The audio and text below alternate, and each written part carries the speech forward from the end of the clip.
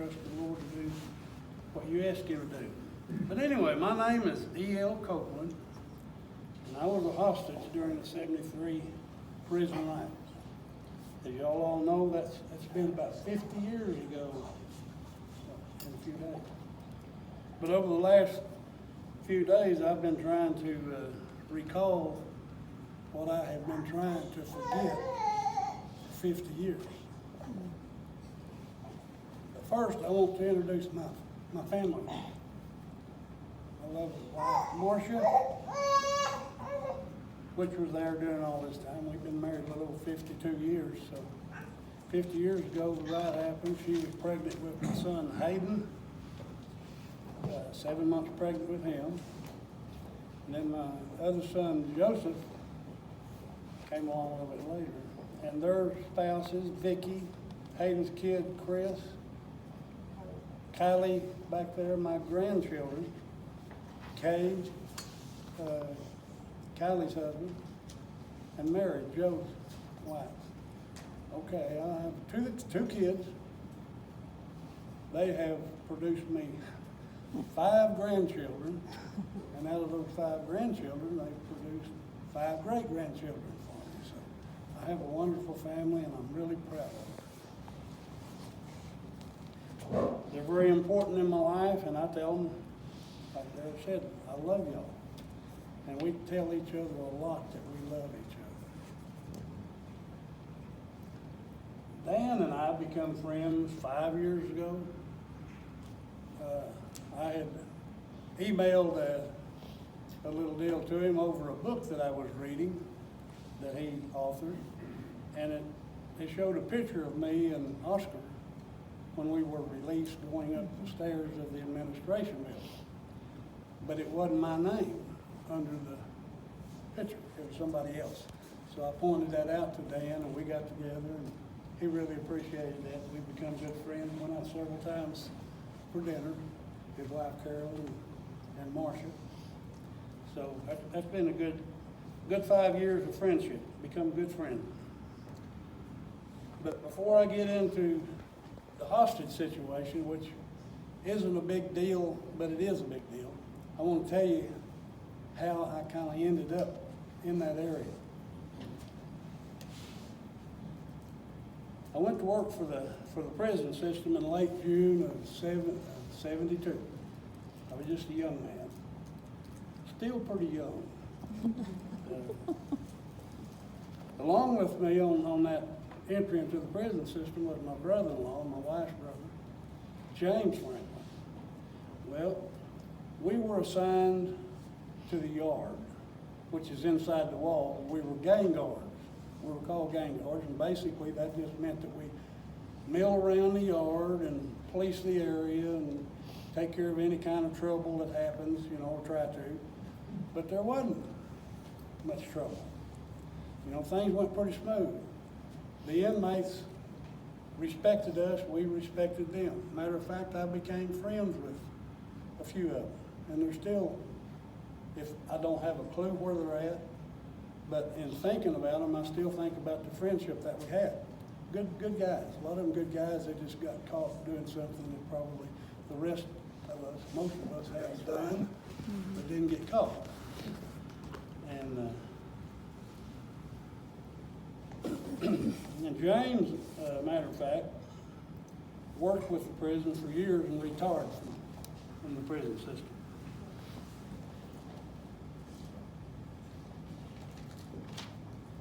Anyway, there was always several hundred inmates out in the yard daily that we would, intermingle with, which was quite an experience. It took us a long time to become comfortable in that environment. And I got to know a lot of them. And like I said earlier, we just policed for contraband and things that wasn't supposed to be happening, rule breakers and things like that. Well, weeks and months went by, and we caught a couple of the inmates brewing homebrew and tasting homebrew. They both pretty well lit. So James and I, arrested these guys and took them to jail. He said, jail? Well, there's a jail inside the prison where you keep the people that breaks the rules, and they're sent up there for a period of time to kind of teach them a little bit of a lesson. Anyway, those 2 inmates that we arrested, can everybody hear me back there all right? Okay. You may get some hearing aids. Anyway, those 2 inmates that we arrested and put in jail beat us back to the yard. Well, turned out a few days that we found out that they were the yard captain's snitches. They kept the guards informed of what's going on and what's about to happen. But anyway, I think that's what created the next thought was James and I were reassigned to a different area of the prison within a few days. He went to a cell house as a cell house guard, and I was then stationed on the north tower as a tower guard. Now that wasn't a bad job, but time went slow, sitting up there, and it was at night from 2 to 10. You just get sleepy and nothing, you just look. Time went real slow. But anyway, it went. Well, a few weeks and months went by. I got a call from an old boy by the name of Jerry Kirkpatrick that had just made lieutenant inside the prison, and he had taken over the jail at that time. And he asked me if I would consider being on his staff and working on the evening shift. I said, give that, yeah. So I joined the staff and became a guard up in the jail area, and that's where I was whenever the riot broke out. I had knew Jerry for several years. We were together in the military police together. I spent 6 years in the Guards. I transferred to McAlester unit and spent 3 or 4 years there as an inmate. Well, Jerry and I became pretty good friends, so that's how that came about.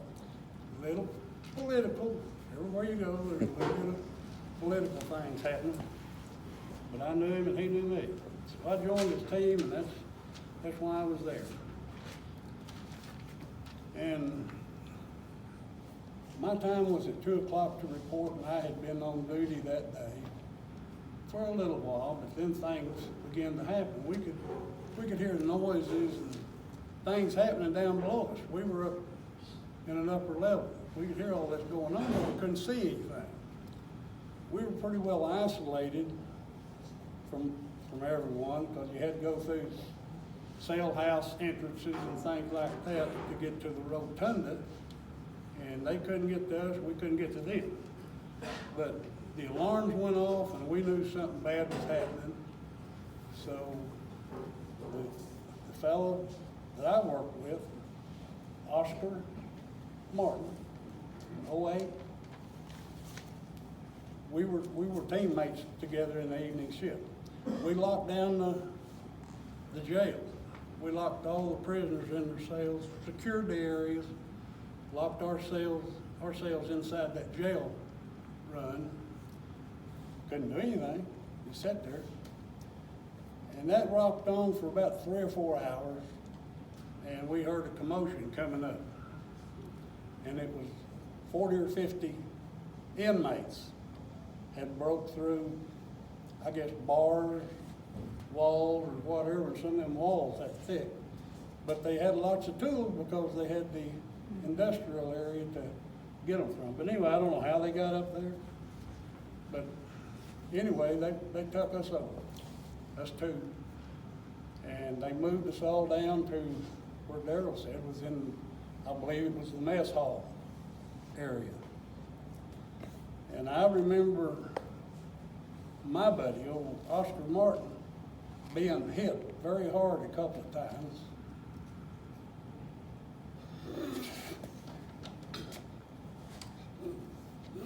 Hang in there, buddy, you'll make it.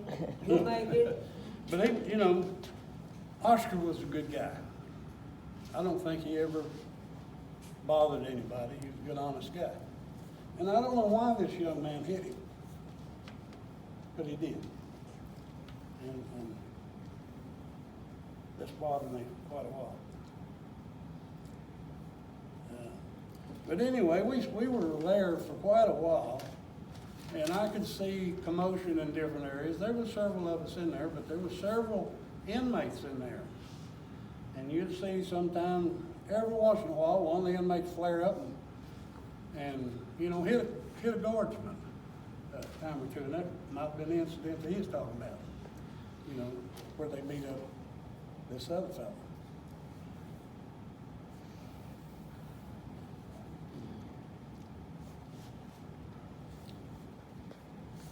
Anyway,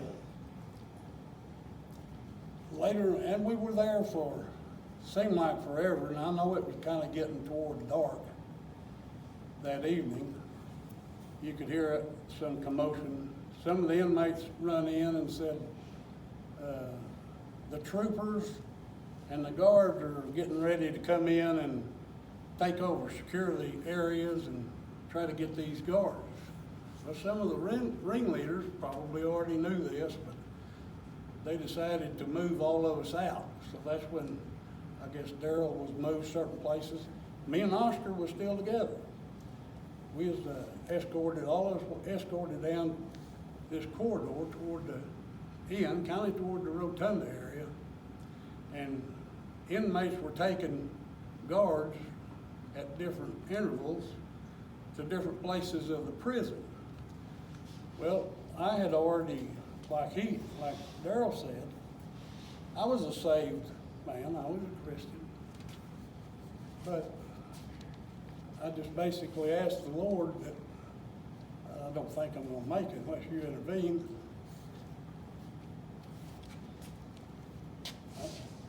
You did just like I did. I asked the Lord if this going to go, make it quick. Yeah, I just asked him to take care of my wife and my unborn baby. But you know what? The Lord works in mysterious ways. We've all heard that. So as we got closer to the end of that corridor, I seen an old ringleader, and I liked the guy by the name of Jimmy Blevins. Y'all may remember Jimmy. But we got along great when I was a gang guard out on the yard. He respected me, and I respected him. But Jimmy was there with some of his followers, so to speak, some of his gang members, and he came and got me and Oscar. Said, y'all two come with us.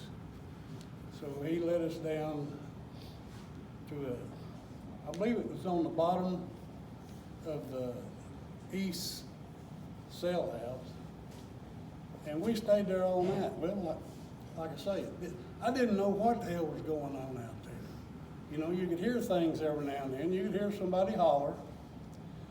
But those guys, old Jimmy and his gang, stayed there with us in that cell. And basically protected us. One instance was that I know he helped me. There was a guy that come in there that I had in jail that I had trouble with. I walked by this cell block, or this cell, doing routine check at night, you know, make sure everything was all right. So this guy threw a cup of urine on me. Well, us guards carried a little old stick that was actually shot a 12-gauge shotgun shell full of gas. So I shot him, gassed him, hurt him pretty bad. Had to go to the doctor and all that, but that guy come to the cell looking for me. And old Jimmy Blevins, that ringleader, had a big old shank, a knife, looked like a big old butcher knife. He said, if you come in here, you're gonna have to come through me to get Coplen. The guy drifted on, and I never saw him again. I haven't seen him to this day. So Jimmy, I think, saved my life that night with the Lord's guidance.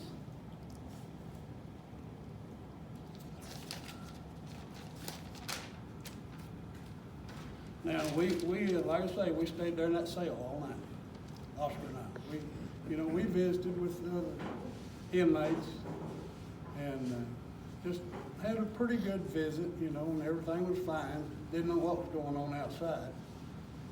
But the next morning, about daylight, Jimmy and his gang took me and Oscar to the end of one of those cell houses, opened door, said, "Okay, Coplen and Martin, this is basically as far as we can go. There's the east gate right over there.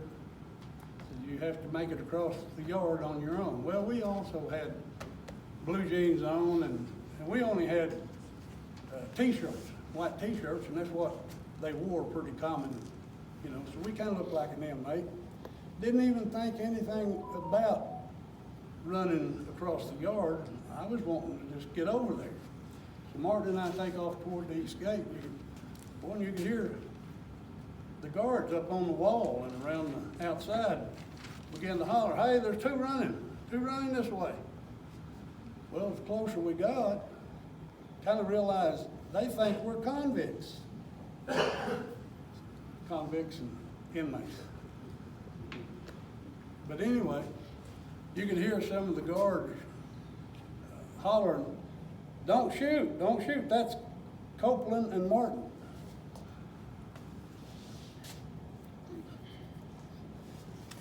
Well, anyway, we got to the east gate. The troopers didn't know who we were, but the guardsmen finally made them understand, hey, these are two guards that just got out. But troopers frisked us down anyway. And we were taken then to the administration building, went up and visited with the warden and a few others, and of course, I guess kind of a debriefing of what we went through that night. And after that, Martin and I was released. Oh, they said, "We're going home, get some rest, come back tomorrow." Well, when I came back, they wouldn't let me go back down inside the wall. So what's going on?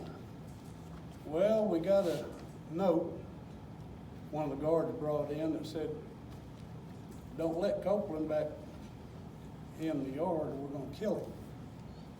Now, I don't know where that came from, but we got a good idea. But anyway, they assigned me to outside the walls, walking around guarding some of the outside buildings. And I done that for a couple of weeks after the riot. Don't know what happened to Oscar. But keeping up with the news and things like that, there was still a lot of stuff going on that I don't know about because I wasn't inside the yard. And I kind of felt like, hey, I need to be in there. Those are my people in there. They're my buddies. I work with them. And anyway, they wouldn't let me go back in. So after a couple of weeks of that, I decided to try to find something else to do. So I quit, went to work with utility companies. And that's basically my story. I don't know a great lot of what went on other than, like you people, you read. But I'll tell you what, I've learned more from those books that Dan authored than I knew. I was real lucky to run onto one of them. We were at like Pete's place, and they sell them at Pete's place. So I was thumbing through that, seen a picture of myself in one of those books. So I said, we got to buy one of these. So anyway, that's how that came about, and Dan and I knew he became friends, good friends. That's about it. That's my story.